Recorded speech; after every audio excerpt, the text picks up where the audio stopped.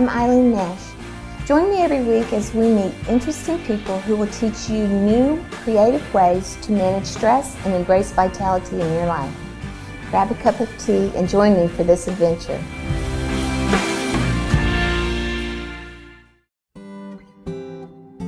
Grab a cup of tea and settle in your chair to experience my special guest, internationally famous artist and soul provocateur, Shiloh Sophia McCloud. Enjoy a sample of her poetry from her newly published book, Tea with the Muse, gain more understanding of the concept of intentional creativity, and make your own ex voto.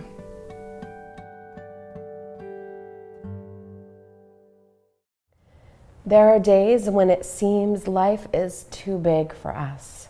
And no matter what we dream up or change we commit to making, it won't make the difference in what we actually need. As it turns out, it is not change itself we are in need of, although the critic will often point a crooked finger to that. What we are in need of, first and foremost, is being a people who believe that change is possible in the face of the impossible, and the ability to act from that faith instead of acting from our despair.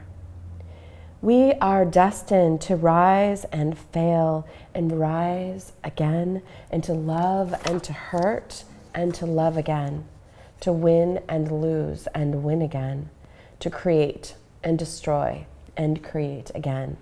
It's just like that here on Earth. But I like it here.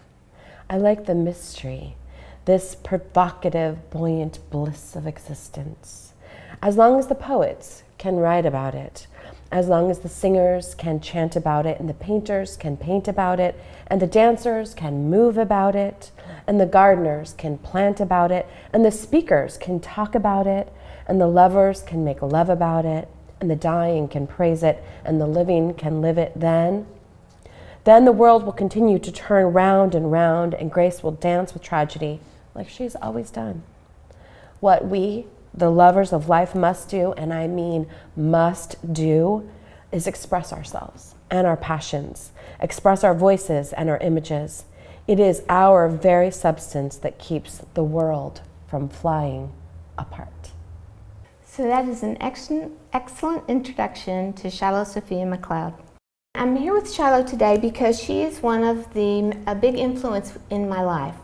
4 years ago, I met Shiloh, and I answered the call of mystery and did not really know what I was going to come out with.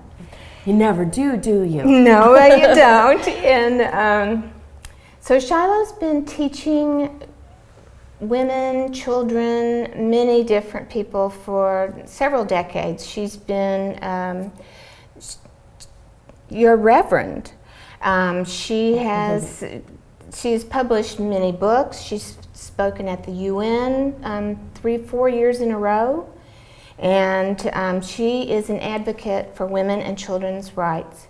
And the way she does this is with an art form called intentional creativity. She started the school Color of Woman, and now there are about 200 people around the world teaching this method. I don't want to say the word magic, but it has so much power that it completely changed my life. And in fact, I didn't know what I... to see this, I can't. Yes. So she held a weekend workshop called the Frida Kahlo Weekend, and we dressed like Frida Kahlo. It was in Healdsburg. And what we did was this artwork about a story that runs you. And this is sort of the heart of intentional creativity. It's first we create a portal with color, and then you have a story that you tell. You explore a story, what happened, what it made you feel like, what it keeps you from doing, and what you'd like in the future, and then you draw a divine feminine face. So that was my first exposure. Shiloh, what else would you like to tell us about intentional creativity? Well, I think the artwork that you shared, Eileen, actually shows it perfectly, because we are all living inside of a context of a story, and that story is often created extremely unconsciously by life experiences that we have with ourselves in utero, with adults, parents, teachers, and the actual environment that we're born into, hospital or water birth. Like, all of these are forming a matrix of a story. And we form a view of ourselves in the world from very early, before we even have language. We've formed a story view. And it's not new in the work of personal transformation to work with story, of course. What we like to do in intentional creativity is bring image to that story, because our experience is that these images, especially traumatic stories, the memories live in images. And memory, strangely enough, isn't really, sometimes it's locked in the body through trauma, but it's called non-local, meaning it's not necessarily like physically in here, it's like around you. And so you don't have a lot of control over the stories continually repeating themselves and often assaulting you. And so a huge part of intentional creativity, certainly not all of it, but really, like you said, the heart of it is to get the consciousness to make distinctions between the story you made up about how things are and liberate yourself enough from it so that you can create a potentially new framework about a story that you want to be living, instead of being someone that things just happen to. Instead, you're actually someone that happens to the world. And the thing is that I find sort of universal is that one story can run you for decades. Your whole life until you're clear. Your whole life. It's just amazing. It is. It's amazing, and it's for all of us. Mm-hmm. It's all beings, and until you know just knowing what it is doesn't necessarily change it, though. Oh. Because, right, we get conscious of like, oh, I thought it wasn't good enough, I thought it wasn't safe. We shape ourselves from it. Knowing about it doesn't just suddenly make you change who you're being. You need to do the work to change the entire framework, but trying to do that mentally or just through talk therapy only feels like it goes so far. Those are all tools. Mm-hmm. But when you make a new image, like you recreated the images, it actually helps neuroscientifically, energetically, how the story actually lives inside of your experience of it. And our hope is to unhinge the power it has on you so that you can work with it for good and not be under control of some hidden story that you didn't even know was there in the first place that's actually dominating all your relationships. I mean, that's no fun. Right. And while I talked about this, it has a lot of symbols in it. It took me 9 months to figure this out. And with the help of other people. And it'll be another time, but I'll share the whole story. It's at least 6 paintings to get where I am today in front of a camera sitting next to Shiloh. Exactly. So I'm wondering, could you tell us some of the influences that sort of sparked your path through time? Like what led you to be this person who is sort of like a portal opener for people? Yeah. I feel like from an early age, I had a desire to administer justice. I wanted to actually be a judge. And as it turns out, I'm an artist. However, the artistry that has arisen in my life actually resulted as a constraint because I'm not skilled in a technical way.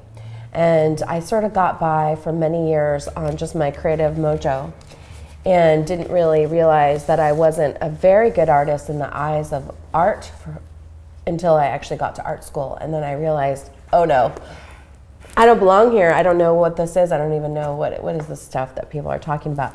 I still learned the color wheel and I learned perspective and ultimately decided that art probably wasn't for me because I certainly was an artist the way that they were. At the time, I didn't have language for what was so different about what I was doing and what they were doing. It would be in my early 20s through the tutelage of my master teacher, Suhoya Sellers, who Eileen also had an opportunity to work with before she walked into the cosmos a few years ago. Working with her to discover that the images lived inside. Mm-hmm. They came from a space of soul, and that it was not only external viewing, but an internal viewing and bringing out onto the canvas, then that doesn't have to do with skill. So I'm not a painter with a capital P in terms of classical painting, because I don't study painting and light and dark and shadow of the masters. I am in discovery about what is hidden within me, and only paint well enough to administer those symbolic stories onto the canvas. Not unlike, although she was a painter with a capital P, Frida Kahlo, where you can look at her paintings and actually see the storyline unfolding. So different approaches to creating, and in our view, everyone is a creative. Every single bone in our body is a creative bone.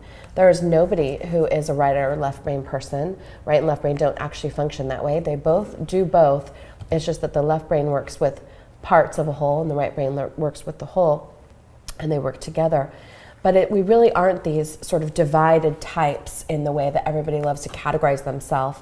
It's really a disservice to sort of think, oh, I'm like this, and my sister's the artist, or oh, so-and-so's the, like we do all this archetypal naming and shaming, and really don't realize that every single person is a creative being, and that it's not based in skill or talent, which is what that's the constraint, is that this entire global movement actually sprang out of a limitation of my skill of painting.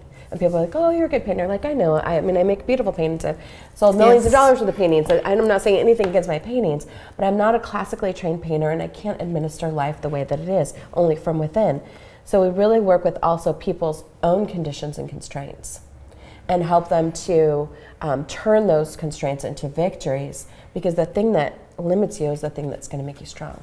And just to keep coming back to this, but I had never drawn a face. I didn't feel, it wasn't something that I did, and that's the very first one I did.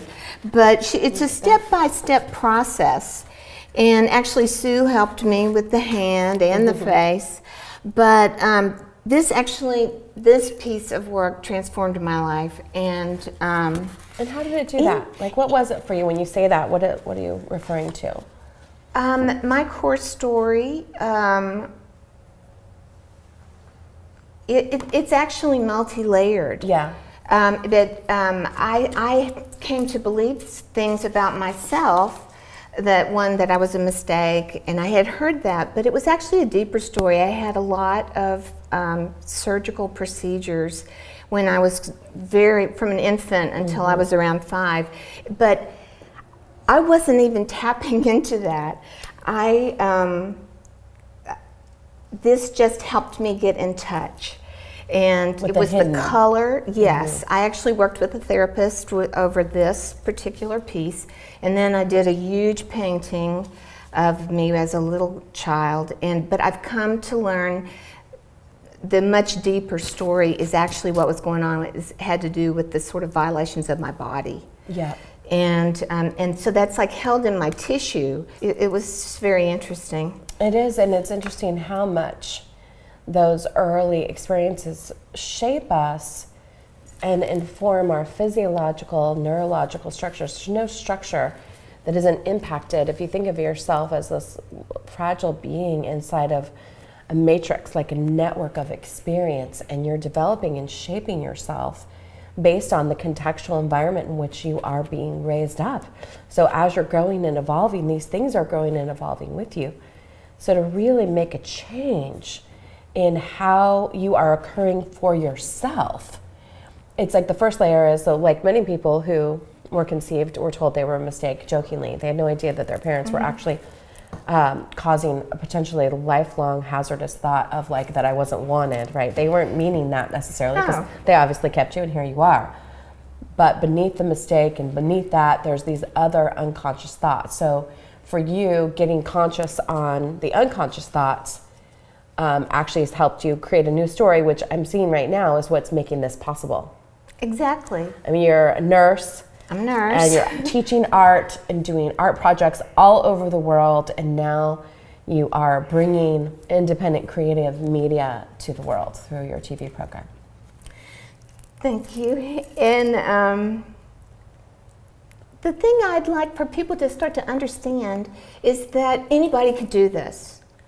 Anybody. I actually was writing this morning, and I wrote that if you are a person that ever saw a beautiful sunrise or a beautiful flower and you wanted to draw it. You just wanted to draw it as a little girl or a little boy, whatever. And then later you looked at it and said, that's not good. It's like, that is actually the moment that I want to work with, because we want to take that moment away, wherever it came from, outside, inside, and say, just give me a moment. Just give me a moment and come play with me for a little while.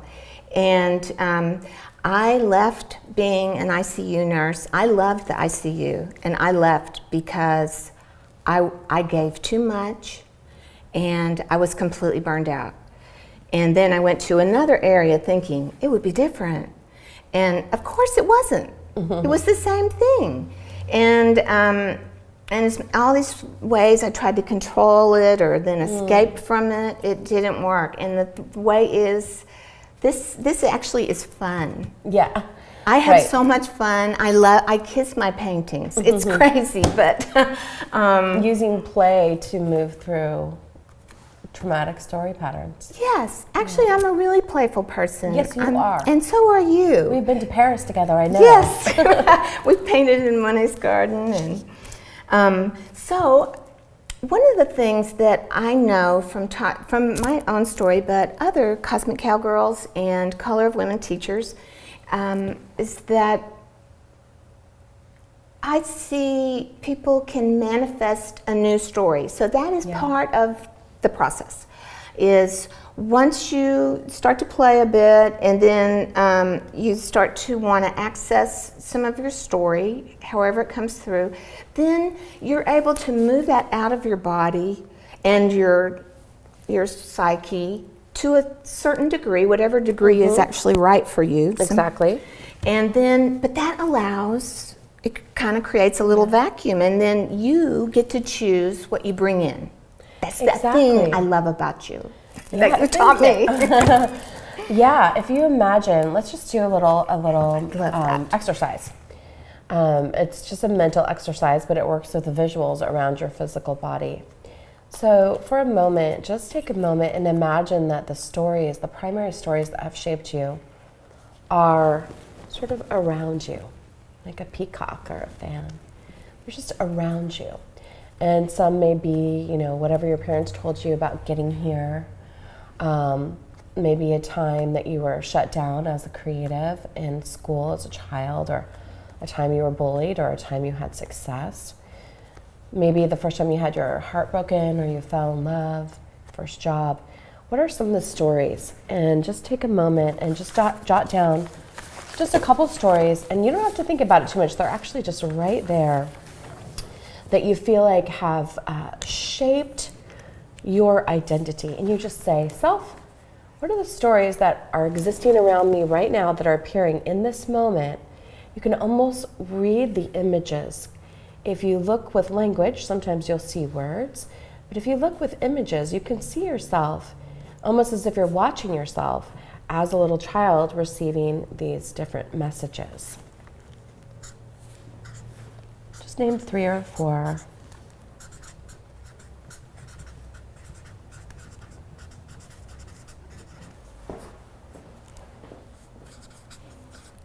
And you could probably spend a few days working on these. You could.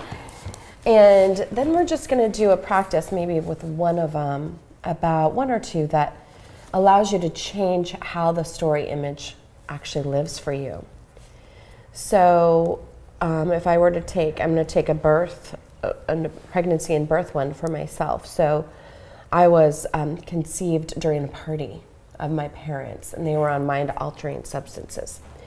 And so in my youth, I would think, oh, poor me, I was born in a party, which the party has never stopped, actually, at a certain level. Instead, I sort of decided over time to claim that what I am is a space for celebration, even with addictions and limitations and constraints, and that you don't need to get rid of any of that stuff to be at the healing party. So instead of being a victim of it, I'm like, yeah, I came in off that. Maybe I even chose to come in. In my youth, it was more, I felt sorry for myself. No, I'm like, hey, it's part of the party. But also there's a story of my actual birth where my teacher Sue is there. and it's a full moon, and the sun are in the sky at the same time. And Sue does a drawing of me. And so I reconciled this party image with this image of, destiny and beauty and arrival on earth. And so together I get to claim this arriving. Clearly I was also a mistake. Clearly I came in on a party and all those other things. But instead of being just a classical story of what happened, and my father wasn't there when I was born and all that stuff, right? All that.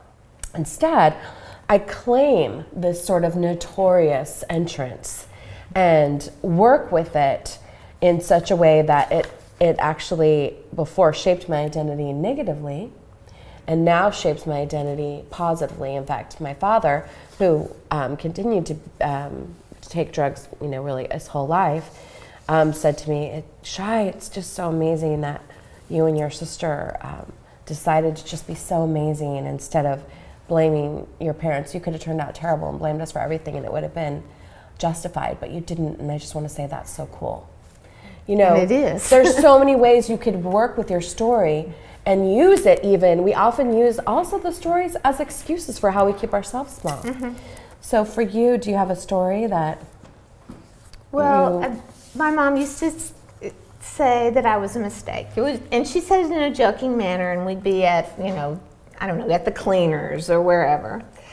And that, as a little girl, it really made me furious. I bet. And I internalized it, and then it just played out in a bunch of different ways. It played out at Catholic school, that I wasn't good enough, and then it was just a thing I'll carry inside. And I've worked so much on myself that it's just kind of funny because I know the gifts that I have. Yeah. And so I'm just slowly I'm able to peel this away. There's no kind of healing that's going to come like a lightning bolt. Right. I just keep working with it. And when I feel kind of crinkly, then I go, oh, that's that old story. And let's see where I want to go with this now. Right, and I see you as a creative and an eccentric.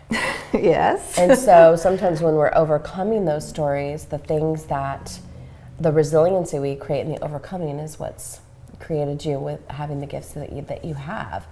And exactly. So for you, whatever story came up for you, how can you turn that story into a blessing, even something that you could be grateful for?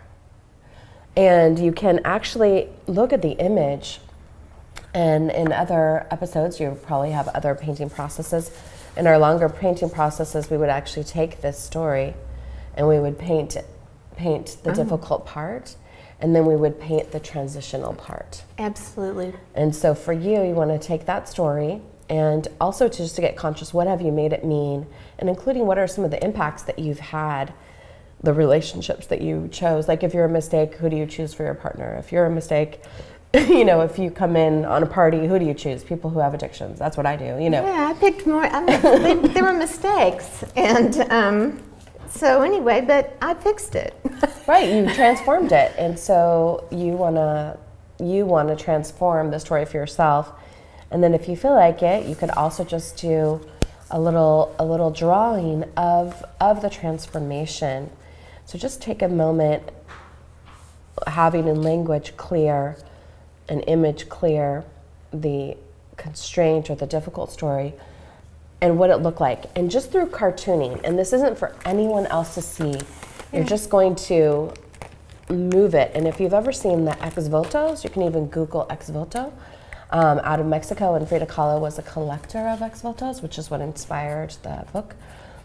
People would paint both themselves on the sick bed as a prayer, and then, or with the broken leg or crutches or whatever, and then they would paint the healing also. So the little ex votos are tiny little stories of prayers, and often there's a little Madonna in the corner. So they're like little paintings which are these cartoony representations of a healing occurred. So make your own little ex voto, this little story that's healed. And it just cartoony, and you don't even know how to do it. This isn't about drawing, just see what happens. if you just let your pen do the walk-in. Stick figures are perfect. We're doing this kind of exercise. And actually, some of the things that I've found is that something that I either felt shame about or didn't even understand or fear or whatever, however I worked it out in my life, this is the seed for all the good things and all the ways I've grown. Yeah. It's how you look at it. I think perception is really large. I think so too. Here's my little baby self coming in on the cosmos, arriving to my mom and actually Sue, who was there with the sun and the moon. And it's resulted in me being on purpose as a painter. And so the victory story is that all this came together so that I could be who I am. And in that, really just claim, like, I was made for this. I was made to make this work happen. So it's not about making art, it's about expressing it and then getting it into your body. Okay, so I just took it very literally and I made Perfect. symbols. So this is the surgeries I was having. It's just a symbol. And actually, this is like the divine feminine, which has it's been strong in my life. I went to parochial school when I was young, and then it's just been my first business. This was the logo. A Venus. And then this is where I'm at right now. This is how good I feel and how I'm really expanding. Very sunny, going forth. Doesn't mean there aren't little eclipses. Yes. But yeah, and actually I really like this. Yep. And it's very super simple. It's not. It is, and it does change though your perspective when you change the image, because it actually does something to your mind, to your consciousness. It helps something move. So I'm really glad that you invited me here to have this conversation today. Thank you so much, Shiloh. Yeah, it's been wonderful. And I read my poem out of my recent book that I've been working on for, oh my gosh, almost 20 years. That one was really old, actually, that poem. It's called Tea with the Midnight Muse. And it's invocations and inquiries for awakening. That has a lot of intentional creativity in it, as well as some of the darker things I've overcome. And I just feel honored to have been a guest on your show. Well, thank you. I think that you're a strong embodiment of be the change that you want to see in the world. So thanks for joining us today, and see you. Thank you. Thanks for having me. Thank you. On the next episode of Restore Your Caring Soul, you'll meet Jennifer Mantle, who is a trained soul collage facilitator and Reiki master. Jennifer's been leading spiritual workshops for 25 years. Join me here to meet this gifted person.